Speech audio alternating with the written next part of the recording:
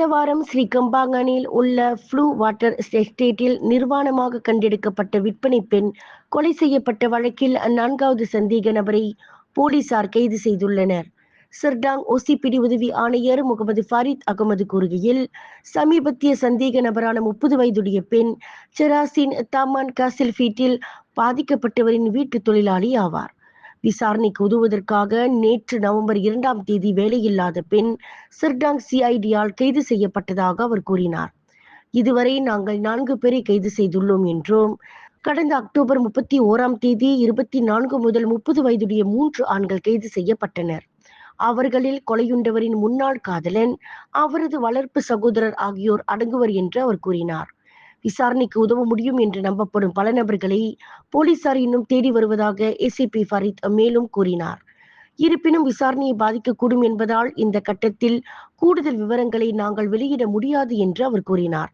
பாதிக்கப்பட்டவரின் அண்டை வீட்டார், தெரிந்தவர்கள் உட்பட 8 சாட்சிகளிடமிருந்து இதுவரை வாக்குமூலங்களை எடுத்துள்ளதாக ACP ஃபாரித் மேலும் கூறினார்.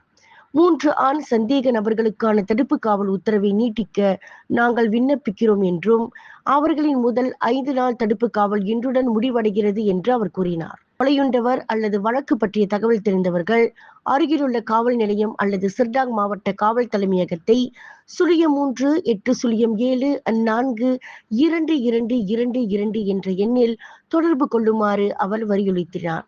விற்பனையாளராக பணிபுரிந்த 24 வயதான கொலையுண்டவர் அம்பாங்கில் உள்ள ஒரு பல்பொருள் அங்காடியிலும், புக்கிட் பிந்தாங்கில் உள்ள ஒரு பல்பொருள் அங்காடியிலும் உதவியாளராக பணியாற்றிய ஒரு பெண்ணின் நிர்வாண சடலம் அக்டோபர் 29ஆம் தேதி பிற்பகல் 3:45 மணியளவில் ஸ்ரீ கம்பாங்கானில் உள்ள ஜாலான் எங்கிரிக் அருகே துர்நாற்றம் வீசியதை அடுத்து ஒரு வழிப்போக்கரால் கண்டுபிடிக்கப்பட்டது.